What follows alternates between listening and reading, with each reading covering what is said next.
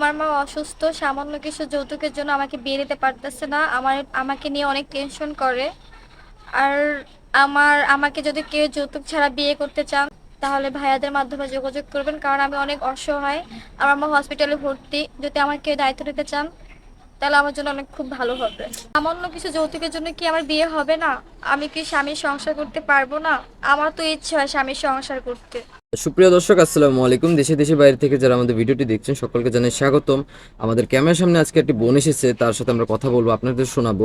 ওনার পরিচয়টা আগে জানা যাক। আসসালামু আলাইকুম আপু। জি, ওয়ালাইকুম আসসালাম। কেমন আছেন? আলহামদুলিল্লাহ ভালো। আপু আপনার নাম? আমার নাম নদী। নদী। দেশে বাড়ি কোথায়? বরিশাল। বরিশাল। বয়স কত চলছে আপনার? 20 বছর। 20। পরিবারে কে কে আছে আপনার? আমার মা, আমার একটা ছোট বোন। মা, ছোট বোন। বাবা নেই? বাবা নেই। বাবা কি ছেড়ে চলে গেছে? মারা ফ্যামিলি গেছে। মারা গেছে। তো বাবা মারা গেছে কত বছর হচ্ছে আপু? অনেক বছর, 4-5 বছর। 4-5 বছর আপনার বাবা নেই হ্যাঁ। আপনাদের। তো এই 4-5 বছর তো বাবা নেই, বাবা এই সংসারটা তো মূলত পুরুষেরাই তো চালায়, তো আপনাদের সংসারটা কে চালাচ্ছে, আপনি না আমার আপনার? মা। আপনার মা চালাচ্ছে। আপনি কোনো কর্ম করছেন না? না। আহ, আপনি তো পারেন, একটু তো আপনার তো যুবতী মেয়ে, আপনিও তো পারেন কর্ম করে আপনার মাকে একটু হেল্প করতে। চেয়েছিলাম কিন্তু পারছি না, মানুষে নানান ধরনের কথা বলে তো, এজন্য। খারাপ কুনজরে তাকায় তাই তো? হ্যাঁ। আচ্ছা, তো এই সিকিউরিটির কারণে আপনি কোনো কর্ম করতে পারছেন না। না। আপনি কি কোনো টুকিটাকি কোনো কাজকর্ম পারেন? সেলাই মেশিনে কাজ পারে। সেলাই মেশিনে কাজ পারেন। আচ্ছা, এখন তো মূলত আমাদের অফ ক্যামেরা বলছেন বিয়ের জন্য এসেছেন, আপনি একটা জি। পাত্র চাচ্ছেন। হ্যাঁ। তো আপনার বয়স তো 20, আপনি কি 25-এর ভিতরে বিয়ে করবেন নাকি একটু বয়স বেশি হলে কোনো আপত্তি বয়স নেই? যেমনই হোক না কেন, মানুষটা ভালো হতে হবে, এটাই। বয়সটা একটু বেশি হলে সমস্যা নেই। কোনো সমস্যা নেই। আহ, আনুমানিক একটা বয়স বলবেন যে এই বয়সের ভিতরে লোকেরা আপনাকে বিয়ের প্রস্তাব দিতে পারে। আমি তো বললাম ভাইয়া, বয়স করে ম্যাটার করে না, যেমনই বয়স হোক তার মনটা তো ভালো হতে হবে, তাই আচ্ছা, না? আপনার বয়স অনুযায়ী অ্যাভারেজ আমরা 40 পর্যন্ত ধরে নিলাম, হ্যাঁ? হ্যাঁ। 40 বছর। আচ্ছা, 40 বছরের লোকেরা আপনাকে বিয়ে করতে চাবে। 40 বছরের লোকেরা তো মূলত সিঙ্গেল থাকে না, তাদের বাচ্চা কাচ্চা থাকে অবশ্যই, অথবা স্ত্রী মারা যায়, অথবা কারোর সাথে চলে যায়, বা আরেকটা থাকে, বা তারা শখে বসে আরেকটা বিয়ে করতে চাচ্ছে। তো এরকম লোককে বিয়ে করবেন? সমস্যা নেই, সে যদি আমাকে খাওয়াতে পারে কেন বিয়ে করবো না? হুম। তো আপনি তো বরিশাল বাড়ি আপনার, বরিশালের মেয়েরা তো এমনি সুন্দর হয়, আপনিও দেখতে মাশাআল্লাহ সুন্দর আছেন, চেহারা খুব ভালো আপনার। তো আপনি গ্রামের ভিত্তিতে কেউ প্রস্তাব দিচ্ছে না বিয়ের?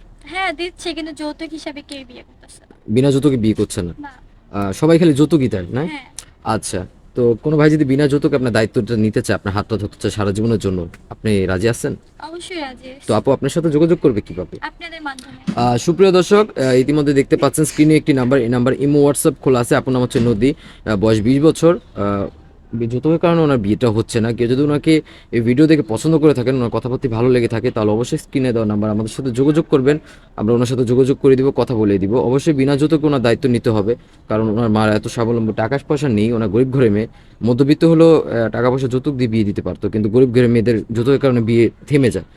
ওনার তো ইচ্ছা হয় যে যৌতুক, বিনা যৌতুকে কেউ ওনার দায়িত্ব নেই স্বামীর সংসার করতে। তো কোনো ভাই যদি বিনা যৌতুকে কোনো দায়িত্ব নিতে চান, ওনাকে পছন্দ করে থাকেন, অবশ্যই আমাদের ডিসপ্লেতে দেওয়া নাম্বার আমাদের সাথে যোগাযোগ করবেন।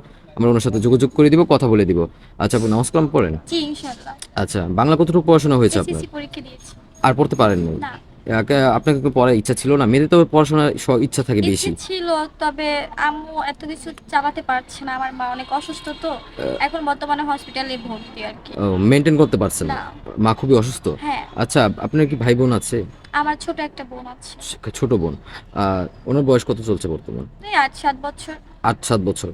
আচ্ছা, তো আপু বিয়ের পর যদি কোনো ভাই আপনাকে বলে যে আপনার বাবা বাড়িতে রাখতে, দেশে এসে পরে ওনার বাড়িতে তুলবে, আপনি থাকতে পারবেন? অবশ্যই থাকতে পারবো, আমার কোনো সমস্যা নেই, সে যেখানে রাখবে আমি এখানেই থাকবো। যেখানে রাখবে সেখানে থাকবেন, তাই তো? হ্যাঁ। আর স্বামীর যত্ন নিতে পারবেন?